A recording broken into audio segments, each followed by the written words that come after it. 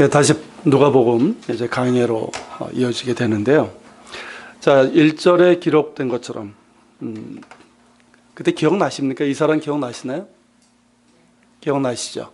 그러니까 성경이 이제 가이사 아구스도, 그러니까 정확하면 케이사르, 영어로 하면 시저죠. 아우구스투스인데 이 사람이 이제 영을 내려서 로마 제국에 있는 모든 사람들이 호적을 해야 됐습니다. 호적한다 이 말은 뭐냐면 인구 조사를 했다는 뜻이에요. 지금이야 이제 인구 조사를 하는 그 전담 기구가 있죠. 그래서 이제 뭐 어렵지 않지만 당시에는 어땠을까요? 모든 사람들이 자신의 고향에 가서 직접 호구 조사를 해야 했습니다. 마리아와 정혼한 요셉의 경우도 다윗의 집 소속, 즉 유다 지파의 다윗 계보라는 것이죠.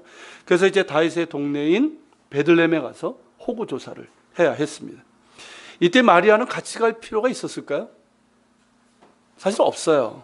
하지만 이미 마리아가 성령으로 잉태되어서 거의 만삭인 상태였기 때문에 특별한 경우잖아요. 그렇기 때문에 요셉과 마리아가 서로 같이 있기를 원했고, 그래서 함께 나사렛을 떠나 베들레헴으로 간 것으로 보입니다.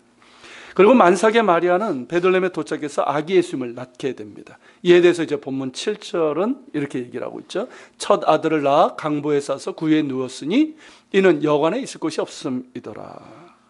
자, 여관이라고 했는데요. 원문으로 보면 객실이에요. 객실. 그러니까 우리가 일반적으로 생각하는 그런 여관이 아니라 베들레헴에 있는 집들이 있고 그 집 안에 있는 객실이 있잖아요.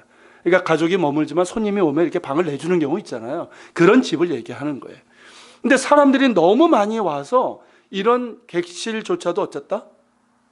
꽉 차버려가지고 이 마리아와 아기가 있을 곳이 없었다는 것입니다. 그럴 수밖에 없는 것이 호적조사로 인해서 많은 사람들이 베들레헴에 왔지만 마리아는 홀몸이 아니었죠. 그렇죠? 거의 만삭의 몸으로 갈릴리 나사렛을 떠나서 이 베들레헴까지 온 건데 이건 결코 쉬운 길이 아닙니다. 나사렛에서 이 지도를 한번 보시면 쉬운데 이거는 좀 가버나움, 갈릴리 호수 가버나움서부터 예루살렘까지인데요.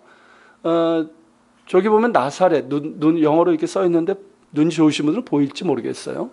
나사렛서부터 이 예루살렘, 그 밑에 이제 베들레헴인데 베들레헴까지 이 사마리아 산지를 통해서 직선거리를 쭉 오면 보통 5, 6일 정도 걸립니다.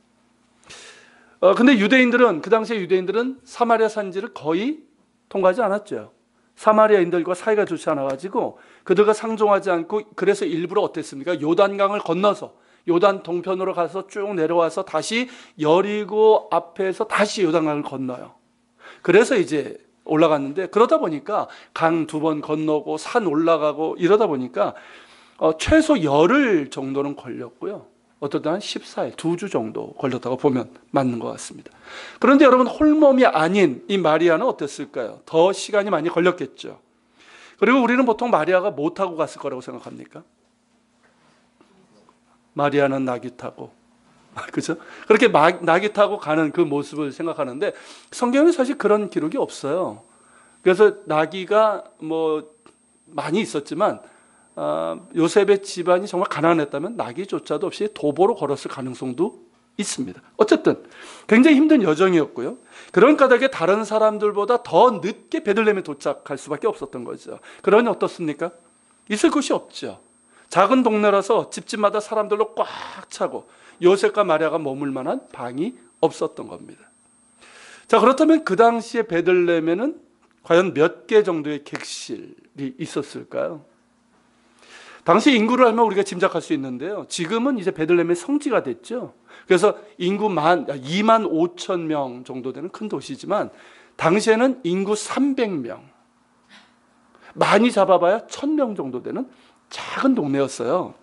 그러니까 1,000명이라 할 때도 이건 뭐냐면 헤롯이 베들레헴과 그 주변에 있는 아이들을 죽이죠. 그걸 감안했을 때 얘기예요. 그러니까 이제 베들레헴 자체만 본다면 그보다 적은 수백 명의 주민이 살던 작은 동네였습니다. 그러니까 평균 잡아서 우리가 500명 정도 살았다고 본다면, 자, 한 집당 가족 수 평균 5명으로 잡으면 몇 채의 가옥이 있었을까요? 간단한 산수죠. 몇이죠? 100채요, 100채. 100채의 집이 있었을 거예요. 그리고 당시 이스라엘의 경우는 이 가옥 구조가요, 어땠냐면 잘 들어보세요. 쉽게 들을 수 없는 내용입니다. 자, 이런 구조였어요. 이걸 뭐라면 방이 4개죠. 이 방이 4개인 걸 이제 포럼 하우스라고 그러는데 우리로 하면 이제 사방 구조의 가옥이라고 할 수 있는 거예요. 이게 이스라엘 사람들이 가지고 있었던 기본적인 집 형태예요. 이게 고고학 발굴하면 이렇게 나와요.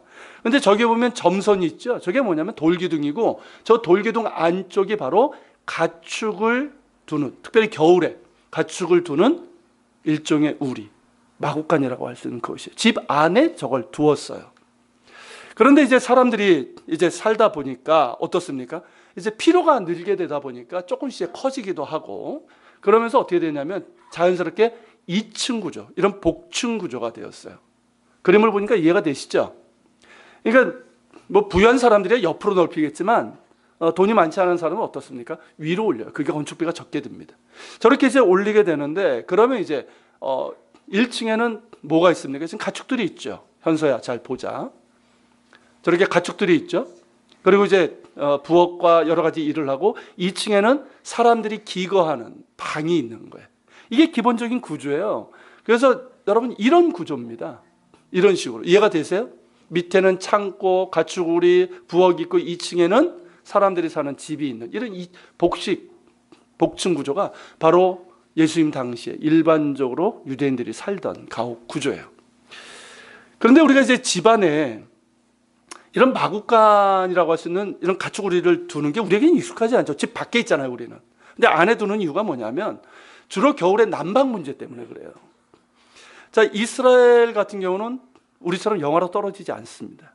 그렇지만 어쨌든 춥잖아요. 그런데 이제 그런 곳에서 이제 이 연료비라고 해야 되나요? 이런 것들을 굉장히 이제 절감할 수 있는 방법이 뭐냐면 가축을 집 안에 두는 거예요. 근데 1층에 두면 가축에게서 나오는 열기가 있잖아요. 그 열기가 어떻게 됩니까? 따뜻한 공기는 어디로 올라갑니까? 위로 올라가잖아요. 그래서 겨울에 제가 더운 거잖아요. 그죠? 위로 올라가요. 난로는 저기서 뗐는데 제가 더워요. 이렇게 위로 올라간단 말이에요. 그러니까 위쪽은 생각보다 따뜻한, 그러니까 경제적으로 넉넉치 않은 그 당시의 삶에서 이런 구조는 굉장히 현명하고요. 그리고 지혜로운, 효율적인 방법이라고 할 수가 있어요. 뭐 우리처럼 돼지를 키운 건 아니니까. 그러니까 양, 염소 몇 마리를 넣은 거예요. 다 집어넣은 게 아니라 그렇게 넣은 거예요. 그런데 이제 베들레헴의 경우는 어땠냐면요. 여기는 이제 그 석회암 중에서 약간 약한 연한 그런 석회암이 있는데요. 그러다 보니까 동굴이 많아요. 자연 동굴. 그러니까 이 가난한 이 베들레헴은 넉넉지 않은 곳이었는데 그곳에서는 어떠냐면 건축비를 줄이는 방법이 뭐냐면 동굴을 1층으로 쓰는 거예요. 이해가 되십니까? 자연 동굴이 있는데 그 동굴을 1층으로 쓰고 위에만 좀 깎아내면 되잖아요. 그리고 위에다가 2층을 올리는 구조예요. 바로 이런 구조입니다. 이해가 되십니까? 1층이 지금 뭐로 되어 있습니까? 동굴로 되어 있죠. 보이세요? 지금 어떤 구조인지? 1층이 동굴이고 그 위는 이제 평평하게 깎은 다음에 2층을 만든 이런 복층 구조가 베들레헴에는 많이 있었어요. 그러니까 예수님께서 태어나신 곳이 어디다? 우리는 이제 마구간이라고 우리 생각하고 우리나라 마구간을 생각하잖아요. 그래서 이제 저도 예전에 교사할 때, 교육전수할 때 이게 예수님 성탄절이면 마구간 만들면 어떤 식으로 만들었을까요? 우리나라 마구간을 만들었어요. 그렇죠. 근데 그런 게 아니라 이런 구조. 그러니까 1층이 저렇게 동굴로 돼 있고 가축우리로 사용되는 저런 곳에서 예수님께서 태어나셨다는 거죠. 그러니까 객실이 없었다, 여관이 없었다. 객실이 없었다는 말은 뭡니까? 2층에 사람들이 정상적으로 머물 수 있고 잠을 잘 수 있는 그런 공간은 없었다. 그래서 이제 밑에 내주었다는 것이죠. 근데 이런 이제 구조는요, 어떻게 알게 된 거냐면, 이제 베들레헴에 있는 탄생교회, 예수님께서 태어나신 곳이에요. 탄생교회하고, 그리고 이제 그 지역에 있는 이 구조, 그걸 통해서 이제 밝혀진 건데요. 제가 좀 보여드릴게요. 제가 이걸 보여드리는 이유가 제가 이제 뭐 이런 성지에 관한 것들을 자주 보여드리는 편인데, 제가 지난주 중에 이제 금요일 날 서울에 가서 이제 목사님들 장로님들 대상으로 쭉 강의를 했는데 이분이 너무 잘 들으시는 거예요. 너무나. 이유가 뭐냐면 성지순례 한번 다녀오셨고, 그리고 이제 이 내용을 잘 배워가지고 자기가 그동안 거짓말을 많이 했대요.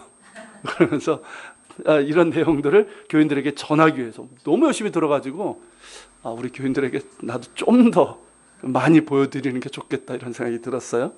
잘 보세요. 여러분들이 직접 가서 보시면 더 좋겠지만 일단 보면 훨씬 성경 이해가 될 거예요. 여기가 어디냐면 베들레헴이에요. 성탄절. 이스라엘의 성탄절이 있는 유일한 곳입니다. 자, 여기 이제 베들레헴 탄생교회예요. 저기 멀리 보이는, 가까이 있는 게 아니라 저 멀리 있는 곳이 이제 성탄교회고요. 여기 성탄교회 내부입니다. 여기 자연 채광이 이제 들어와요. 그리고 이제 성탄교회인데요. 예수님 태어나신 곳은 어디냐면 저 성탄교회 지하에 있어요. 지하에 동굴이에요. 이제 이해가 되시죠? 동굴에 왜 예수님께서 탄생하신 자리가 있는지. 이거 동굴입니다. 동굴을 다 깎아가지고 이렇게 만든 거예요. 거기에 예수님께서 태어나신 장소라고 하는 곳에 은별이 있습니다. 자, 정리를 하면, 자, 그때 이제 객실이 없었다는 말, 이제는 이해가 되실 거예요. 그러니까 1층, 이제 복층 구조에서 1층 가축들이 있는 그곳에 이제 마리아가 몸을 풀고 거기에서 이제 예수님께서 태어나셨다는 거죠. 그러니까 1층 가축 거기에는 정말 가축들이 있었을까요? 아니에요. 이것도 우리가 성탄에던 오해예요. 우리는 맨날 이제 가축을 놓잖아요. 이렇게 하면. 근데 여러분 성경에는 거기 가축이 있었다는 얘기가 없어요, 사실은.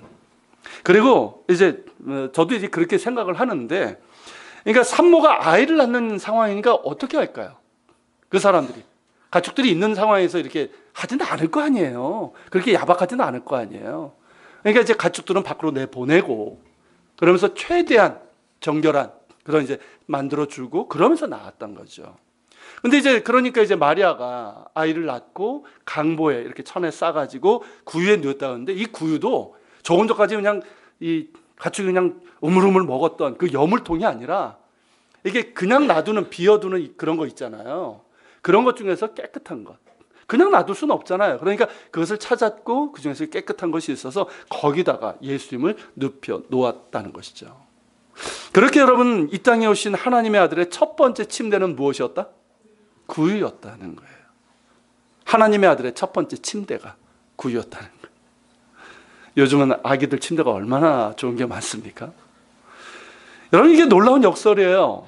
그러니까 온 하늘과 온 땅도 감당할 수 없는 하나님의 아들께서 사람들이 기거할 수 있는 방조차 없어서 1층 동굴 가축 우리에서 태어나시고 침대조차 없어서 구유에 누우셨다는 거예요. 역설도 이런 역설이 없지요. 가장 높으신 분이 가장 낮은 곳으로 오신 것입니다.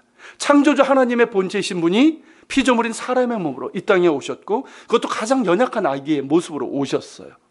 온 하늘과 온 땅도 감당할 수 없는 하나님의 아들께서 가축 우리에서 태어나시고 하늘 보좌에 앉으셨던 분이 구유에 눕혀 계셨던 거예요. 이어서 어미의 젖을 먹으셔야 했고, 그리고 걸음마를 배우셔야 됐고, 아기에서 소년으로, 소년에서 청년으로, 청년에서 장년으로, 그렇게 인간의 모든 성장 과정을 겪으셔야 했습니다. 그러면서 우리의 모든 욕구와 감정과 삶의 질곡, 그리고 고난을 경험하셨어요. 왜일까요? 우리를 사랑하시기 때문입니다. 우리를 구원하시기 위해서요. 우리를 도와주시기 위해서요. 여러분, 죄 없으신 하나님의 아들께서 우리 죄인들을 구원하시기 위해서 사람의 몸을 입고 이 땅에 오셨습니다. 그렇게 우리를 친히 살아내셨고, 우리를 위해서 우리의 죄값을 지고 십자가에 달려 돌아가시고 부활하심으로 우리가 구원받을 수 있는 길을 열어주셨어요. 그렇게 우리가 죄 용서의 구원을 받아서 하나님의 자녀가 되는 권세를 얻고 영원한 하나님 나라를 유업으로 받게 되는 그 처음이 베들레헴 어느 집의 구유에서 시작이 된 것입니다. 이렇게 해서 여러분, 하나님의 아들께서 이 땅에 오셨는데, 이 베들레헴에서 동쪽으로 약 2km 정도 떨어진 들녘에서 또 다른 일이 벌어지고 있었어요. 그것이 바로 오늘 본문 8절부터의 기록입니다. 자, 이것은 지금 뭐라고 그러냐면 베이트 사코르라고 하는 곳이에요. 근데 거기를 뭐라고 그러냐면 셰퍼드 필드, 목자들의 들판이라고 부르고요. 그리고 보아스의 뜰이라고도 해요. 자, 보아스의 뜰이라고 할 때는 무슨 의미일까요? 보아스의 뜰. 보아스가 어디서 나오죠? 구약 성경? 룻기에 나오죠. 그러니까 룻기의 배경이 되는 곳이기도 합니다. 자, 그곳에 가면 요걸 제가 안 보여드렸군요. 요게 이제 그 교회 구조예요. 성탄교회, 탄생교회. 그리고 이제 밑에 보면 이제 그대로 재현한 모습이에요. 그러니까 이 모습과 크게 다르지 않습니다. 자, 이런 형태의 이제 예수님께서 태어나신 곳이라고 볼 수 있죠. 자, 바로 이게 목자들의 들판 교회예요. 그러니까 이런 곳이 있어요. 그러니까 저기 보면 유적지가 있죠. 그러니까 주 4, 5세기에 이제 수도원이 있었던 흔적이 있고요. 저기 보면 현대식 건물이 하나 있죠. 요 건물인데 요것이 바로 이제 오늘날 만든 그런 이제 교회 건물이에요. 그런데 이 건물 밑에 보면 이런 동굴이 있습니다. 원래는 이제 벽돌이 없는 건데 그냥 동굴이고요. 그리고 안에 보면 이런 공간이 있어요. 지금 이제 예배처로 사용되고 있지만 이렇게 되어 있습니다. 자, 그러니까 이 동굴은 뭐냐면 성경에는 이제 없지만 그날 밤 어떻게 있었다? 이 목자들이 아무래도 겨울이었잖아요. 그러니까 이제 이 양떼들을 추위로부터 지키기 위해서 있었던 곳입니다. 그래서 그 교회당에 보면 이런 그림이 있어요. 정확하게 그린 그림이에요. 보이십니까? 동굴이 보이시죠? 그리고 저기 멀리 보면 산 위에 마을이 있는데 거기 막 그렇게 밝은 빛이 빛나죠. 거기가 베들레헴이에요. 대략 한 2km 정도 떨어진 곳입니다. 예수님 태어나신 그 교회당 안에 있는 그림이에요. 이제 목자들이 예수님께 경배하고 나서 이제 기뻐하면서 찬양하면서 이제 돌아가는 걸음이죠. 자, 이제 8절부터가 이에 대한 이제 기록인데요. 요약하면 뭐냐면 좋은 소식, 곧 복음이 전해졌고요. 그리고 그 좋은 소식, 복음에 대한 사람들의 반응을 그리고 있는 거예요. 자, 이때 목자들은 뭘 하고 있었습니까? 우리가 이제 그림에서 본 것처럼 이제 양떼들 동굴 안으로 집어넣고 몇은 잠을 자고 몇은 깨워서 양떼를 지키고 있었단 말이죠. 근데 갑자기 주의 천사가 나타났고 주의 영광이 그들을 두루 비추었어요. 자, 주의 영광이, 하나님의 영광의 빛이 그들을 비췄다고 했는데 이 빛, 그들이 그날 본 이 빛은 예전에 봤었을까요? 아니죠. 생전 처음 보는 빛이에요. 지금 이제 전기 조명이 워낙 발달해서 뭐 곳곳에 조명이 있어서 우리가 좀 정말 칠흑 같은 어둠을 잘 몰라요. 근데 그때는 어땠을까요? 조명이 없기 때문에 밤이 되면 정말 깜깜합니다. 기껏 모닥불 정도 피워놓은 정도였을 거예요. 근데 갑자기 주의 천사가 나타나고 생전 보지 못한 그 빛이 그들을 두루 비친 거예요. 그러니까 얼마나 놀랐겠어요. 그리고 얼마나 무서웠을까요? 크게 무서워하는 목자들에게 천사가 뭐라고 얘기합니까? 무서워하지 말라. 일단 무서워하지 말라고 하는 거죠. 무서워하지 말라고 나서 이렇게 얘기를 하죠. 보라, 내가 온 백성에 미칠 큰 기쁨의 좋은 소식을 너희에게 전하노라. 여러분 여기 보세요. 큰 기쁨의 좋은 소식이라고 했어요. 자, 우선 천사가 전한 소식은 어떤 소식입니까? 좋은 소식이죠. 굿뉴스예요. 복음이에요. 그들은 하나님의 영광의 빛 앞에서 두려워 떨었지만 그들에게 전해진 소식은 너희를 벌할 거야. 심판의 소식이 아니라 어떤 소식? 좋은 소식. 구원의 좋은 소식이었다는 거예요. 그런데 그 좋은 소식은 큰 기쁨의 좋은 소식이라는 것이죠. 이 말이 뭐냐면 사람들의 반응과 관련된 의미입니다. 자, 복음의 좋은 소식을, 복음은 기본적으로 좋은 소식이잖아요. 굿뉴스예요. 그런데 그 소식을 들은 사람들이 어떻게 반응하냐에 따라서 그 좋은 소식은 큰 기쁨의 좋은 소식이 될 거예요. 복음은 늘 그렇습니다, 여러분. 우리를 구원하시는 하나님의 사랑으로 가득 찬 것이 복음이고, 그래서 좋은 소식인데 모든 사람들에게 좋은 소식이 되는 것은 아닙니다. 그렇죠?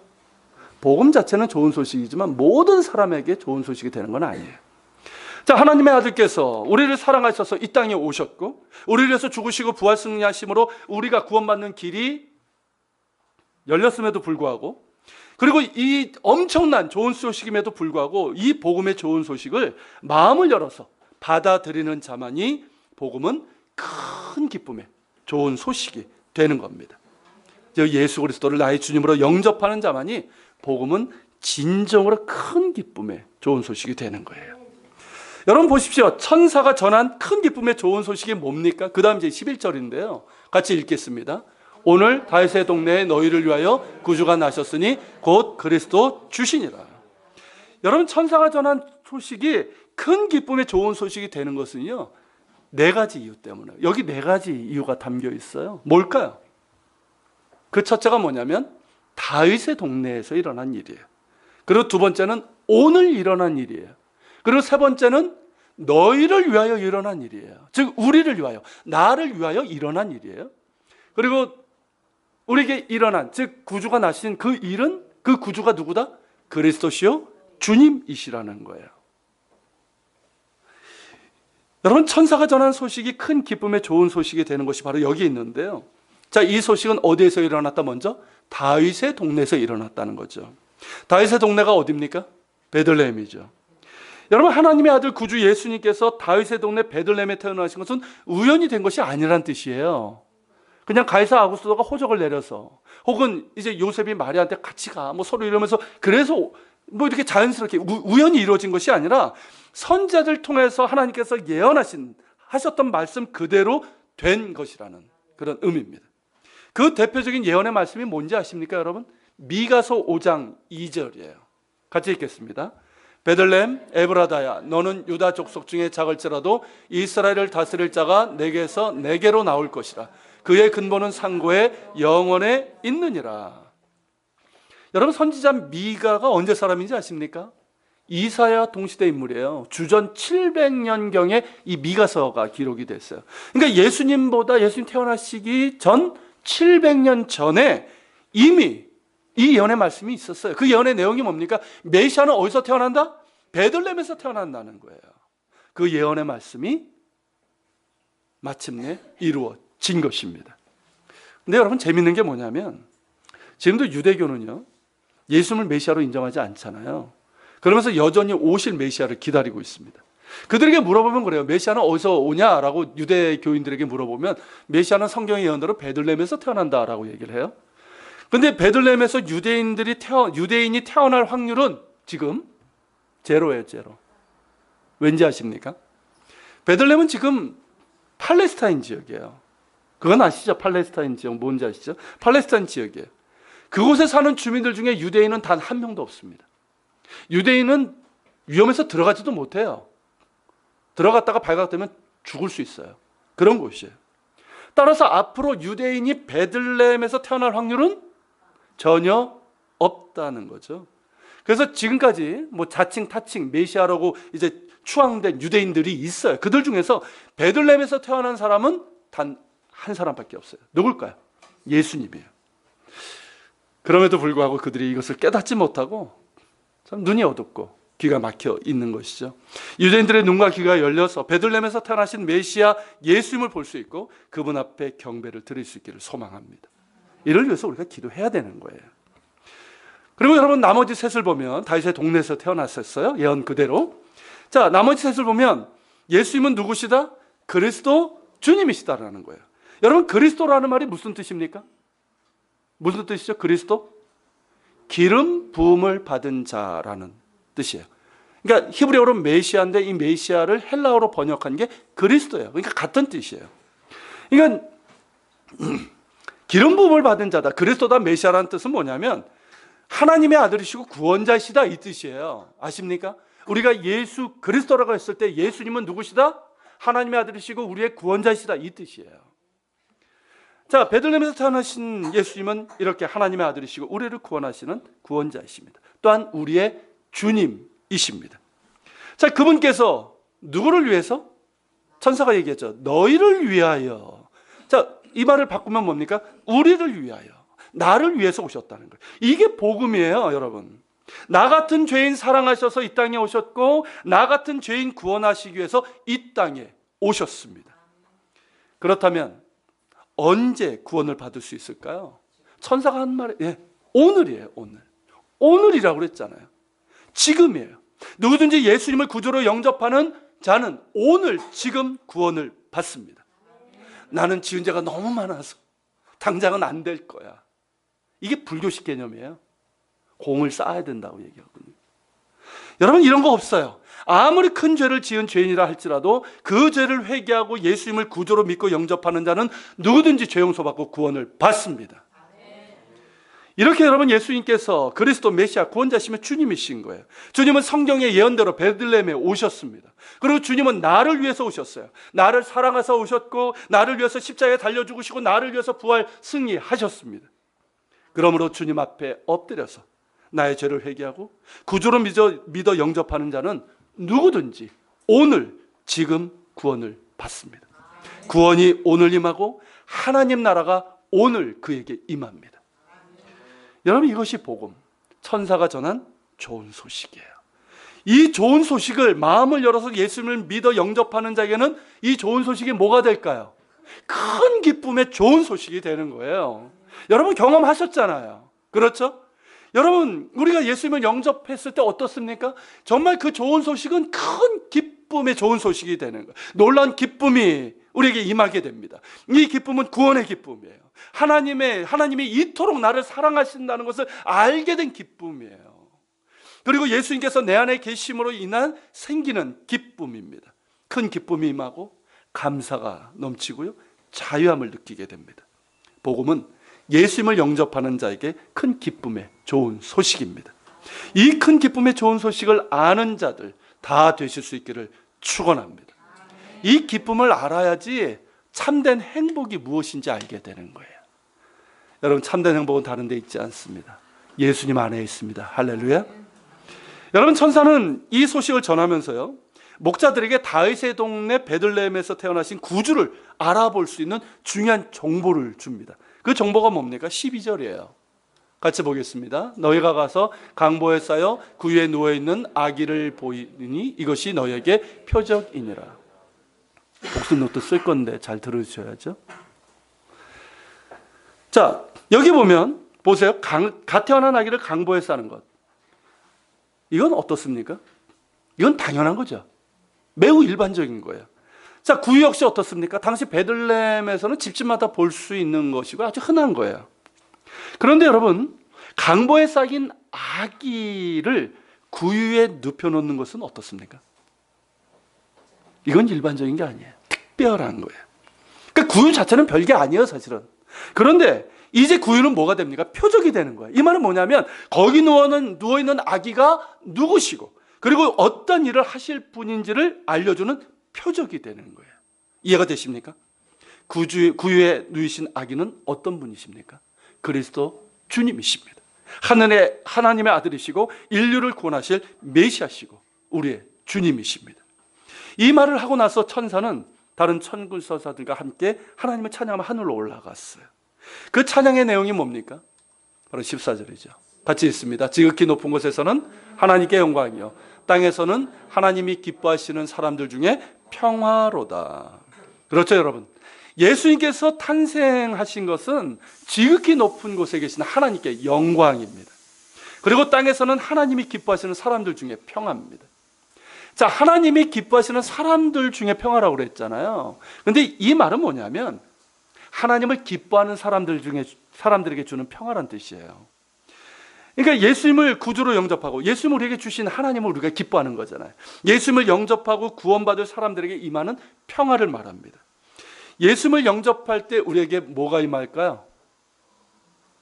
평화가 임합니다. 샬롬이 임하는 거예요. 우리가 예수님을 영접할 때 하나님과 화목하게 됩니다.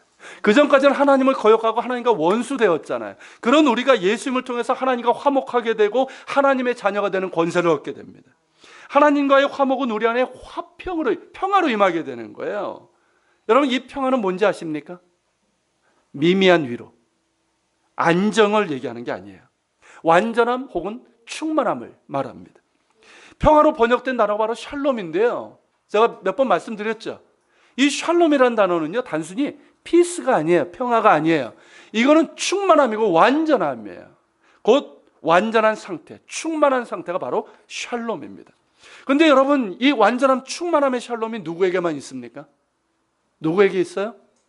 세상에 있습니까? 우리에게 있습니까? 없어요. 하나님에게만 있는 거예요.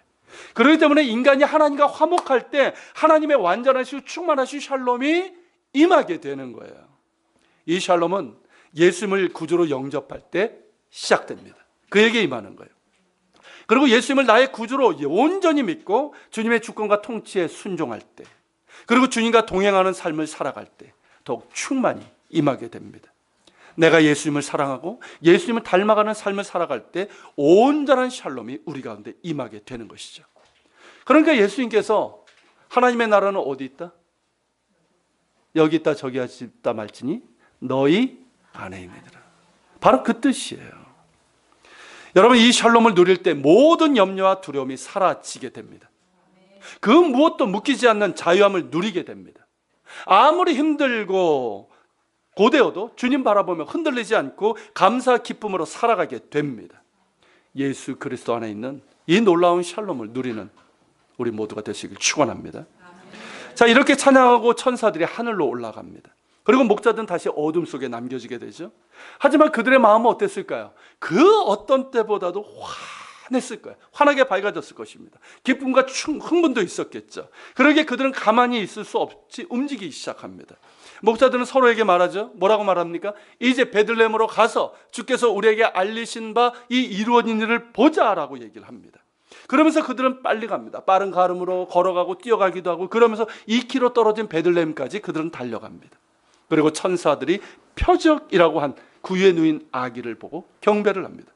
그리고 아기 옆에 있던 마리아와 요셉에게 자신들에게 일어난 일들, 그 천사가 한 말들에 대해서 이렇게 전합니다.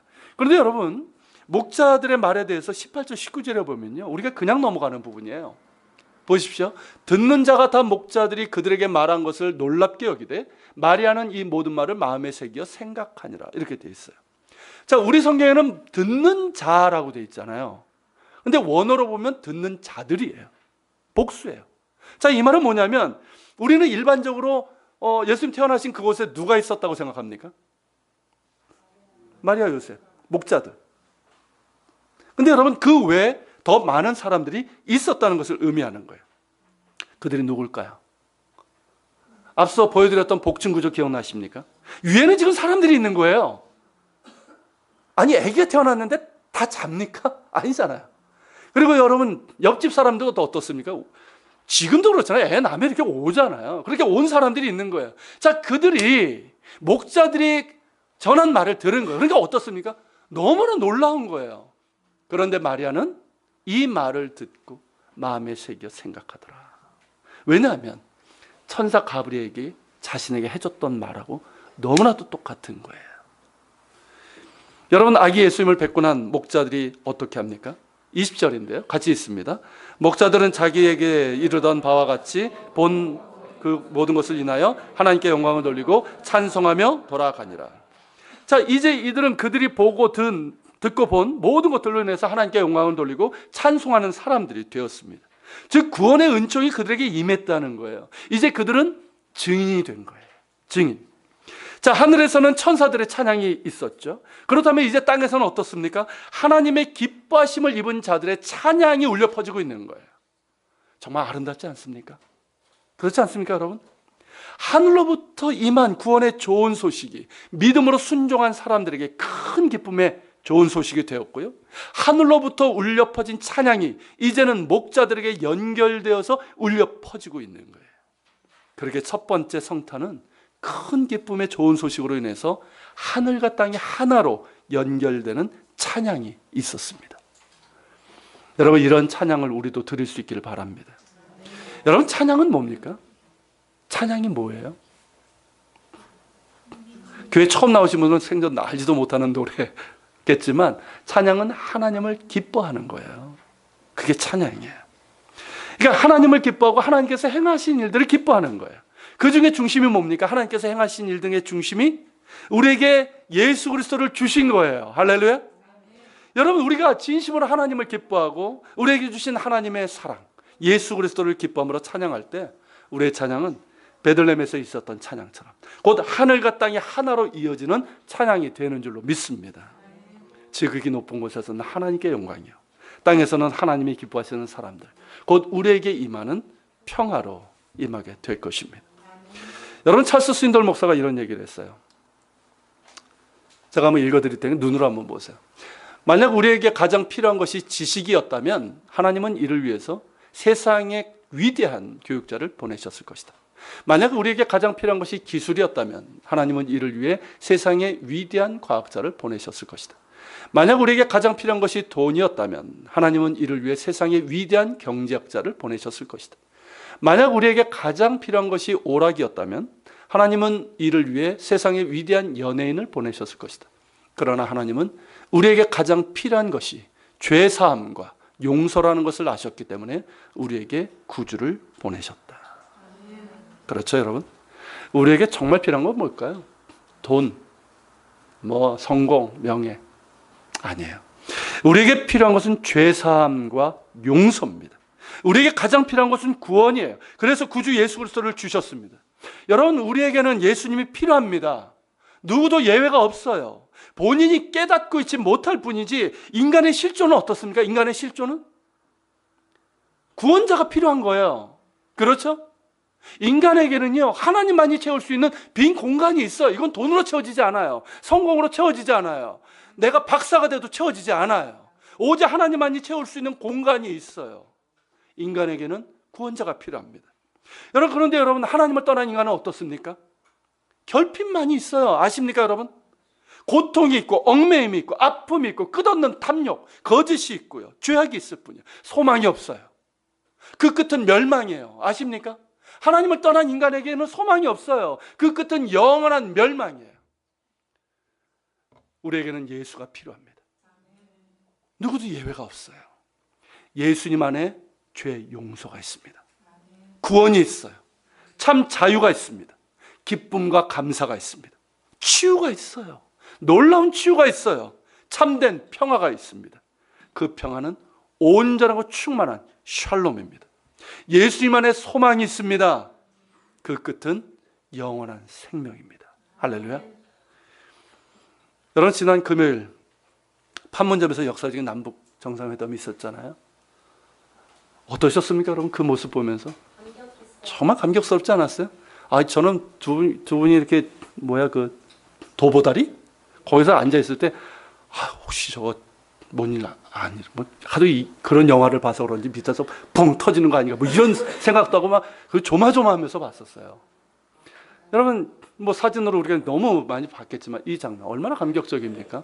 이걸 가지고 월북했다느니 내가 왜 그런지 모르겠어요. 그런 사람들 보면. 그리고 이 모습, 그렇죠?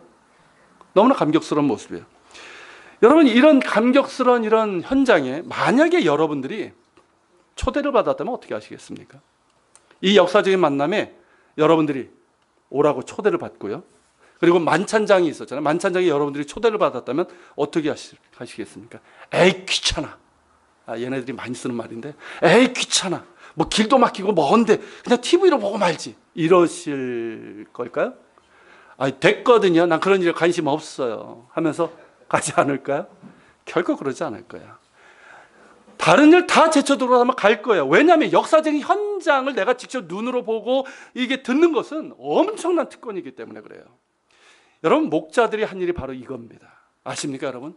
자, 천사는 큰 기쁨의 좋은 소식을 전했을 때 그들은 조금도 주저하지 않았어요. 말씀을 듣고 벅찬 감당과 기대를 가지고 믿음으로 반응을 했어요. 그들은 곧바로 예수님께로 달려갔습니다. 졸려 죽겠는데. 이게 아니라 곧바로 달려갔어요. 그리고 예수님을 경배하고 사람들에게 전하고 예수님으로 인해서 하나님을 찬양했어요.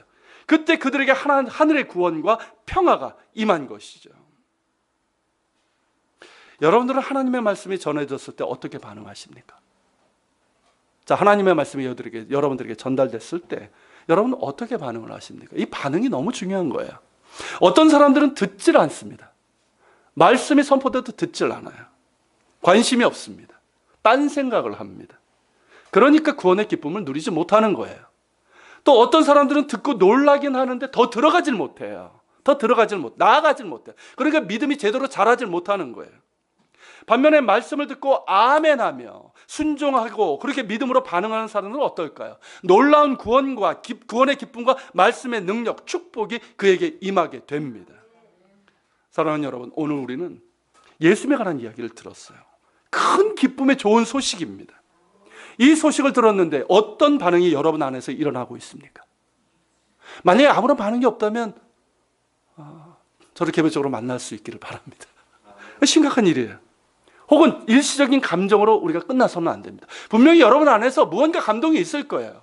정말 말씀을 여러분들이 들었다면 무언가 감동이 있을 거예요. 그런데 여러분, 일시적인 감정으로 끝나서는 안 됩니다. 마음의 생각으로 끝나서도 안 돼요. 말씀을 듣고 더 깊은 생각으로 들어갈 수 있기를 바랍니다. 또한 생각으로만 끝나는 것이 아니라 구체적인 믿음과 순종으로 반응할 수 있기를 바랍니다.